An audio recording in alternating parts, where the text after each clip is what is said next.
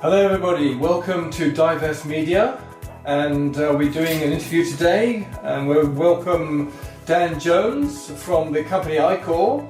And first of all, if I may, Dan, ask you about what is your background in financial services? You obviously found your way out to Asia, but where did it originate, and how long have you been in the business? I joined Nationwide Building Society in the UK in 1998, qualified as a senior financial consultant, stayed with them for quite a long period of time, and then moved over to Halifax Bank of Scotland in London, and then eventually moved my way into the compliance role with a company called Intrinsic.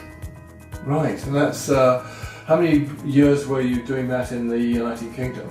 Well, from 1998 through till 2014. 2014? Yeah. And then how did you come to be out in Asia now? Well, I fancied a change. I've been in London since 1998, and I just thought, I fancy a bit of a difference. And I bumped into a chap in London who was interested in what I was doing and wanted me to do some consultancy work for him in Manila. So I agreed and came over and spent some time designing a compliance framework for another company. Right.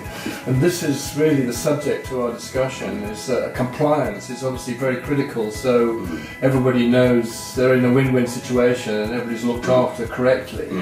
And you're the compliance officer for the company iCore. Yeah. So how does that work, and how does that protect people? Well, compliance really is oversight over what's happening to the client and also the actions that advisors are taking. It's making sure that the client is given the best advice. It's making sure that the advisor has the correct expertise and knowledge to conduct their job properly. And it's making sure that in the event of a possible problem, that it's dealt with quickly and in the client's best interest. So, okay, that's very interesting. So, as a client, I can then be confident that the company that I'm dealing with and your services are for the benefit of everybody, and things will happen efficiently and correctly. Yeah. And there's no sort of back dark doors or anything that might come and haunt me. Yeah, I mean, the thing when you're working in financial services is that occasionally things do go wrong. What example? Well, relatively simple things. For example, a client will sign an application form, and maybe the application form doesn't reach the product provider within a reasonable length of time. So the point behind compliance is that we step in to make sure that we can monitor business flows and make sure that clients' assets aren't sitting in a bank account when they've actually signed a application form to do a long-term investment. That a client, once they sign an application form, they expect that investment to be put in place as quickly and as reasonably as possible. So it's just small things like that, but they can add up to create a problem. Right. So you have a number of advisors in the company iCore, and you assist them by monitoring to make sure everything happens quickly and efficiently, so that helps you as the company and the clients feels confident that everything's absolutely. The compliance function really is very much a support role. We're there as a point of information if an advisor needs a bit more information on a various investment fund or a process, then we step in there just to help them and guide them in the right direction. So that is very much a support role. And so with compliance, that also means I expect that you if somebody comes to you and says, "Oh, I'm looking to go into such and such an investment style," and they come up with perhaps a company, you can check out the company to make sure it's all above board and correct before they put their money in. That's part of my role. What we're trying to do at iCore is base our compliance processes and framework on the UK model, because that's tried and tested, and obviously that's where my experience has come from. One of the interesting things in the UK at the moment, and it has been that for probably about 10-15 years, is that if a client is coming to invest a lump sum or do regular savings, you have to conduct a risk analysis and recommend products and funds that are relevant to that or appropriate to that person's appetite for risk.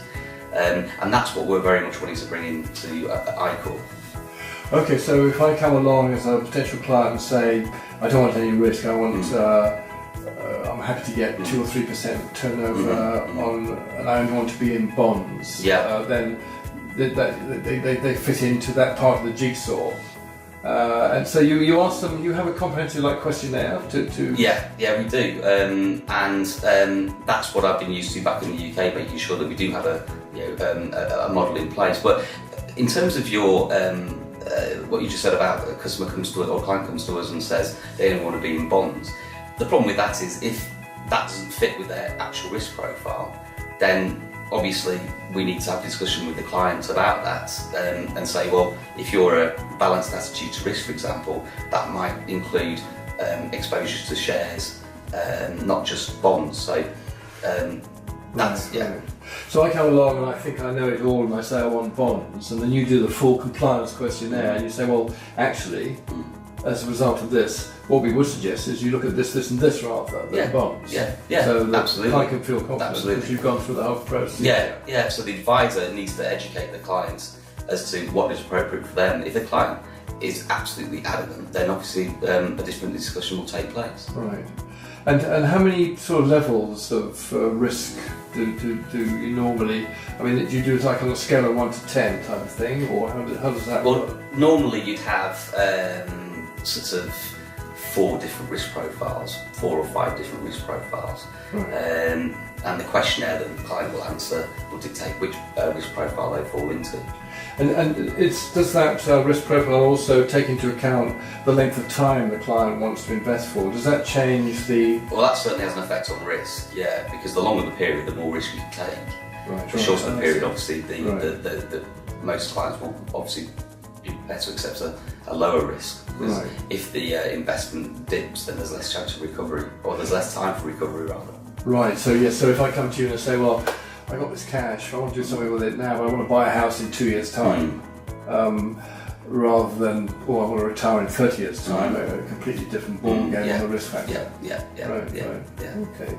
Is there anything else about compliance that you feel is particularly relevant that you could talk about today, or is that have we covered the ground, you feel? I think we've effectively covered the ground. There are greater details that we can go into, such as thinking about UK regulation. They have something called the Conduct of Business Rules, and that's the way an advisor should conduct themselves with their clients, and the way a company should conduct themselves when dealing with their clients. And there's other things called like treating customers fairly, which is being open and transparent with a client, and that's what we're aiming to do at iCore. Right, so you brought all that, the long experience and knowledge of a sophisticated UK financial services industry, and you're basically adapting that and bringing it wholeheartedly into the Asian environment where there aren't sort of regulations. You basically imposing those regulations on yourself. Well, it's going to end up that way anyway. I mean, the UK's done it through RDR, which is the Retail Distribution Review. That was 2013. The Australians have done it. The South Africans are looking at doing it. And the Americans within the next 5 years are likely to introduce something very, very similar. Right. So that's the way the market's moving. Right. And what we see with life companies, they tend to be based in the Isle of Man, foreign jurisdictions.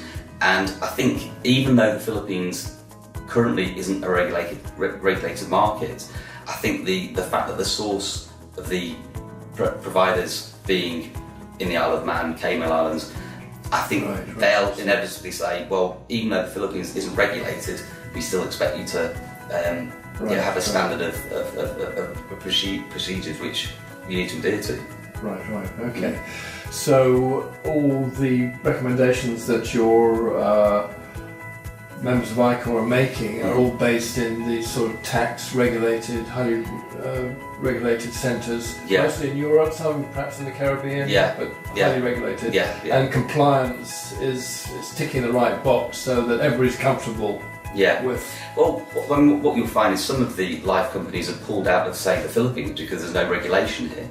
So the way we can actually make things better is effectively self-regulate, I guess. Right. So ICOR are getting ahead of the game in terms of looking at compliance in greater detail. Right. So compliance is a very important part of the procedure, so everybody can feel comfortable with the way ahead for their financial planning. Yeah, definitely. Okay, well, Dan, that's very interesting. And thanks for your knowledge and experience and input. Pleasure. And thank you very much, Dan Jones from ICOR. That ends our interview for today for Divest Media. Thank you very much for listening. Good luck with your own portfolio's investments, and make sure you ask the right questions with your advisors, particularly about compliance issues. Thank you very much. Bye for now.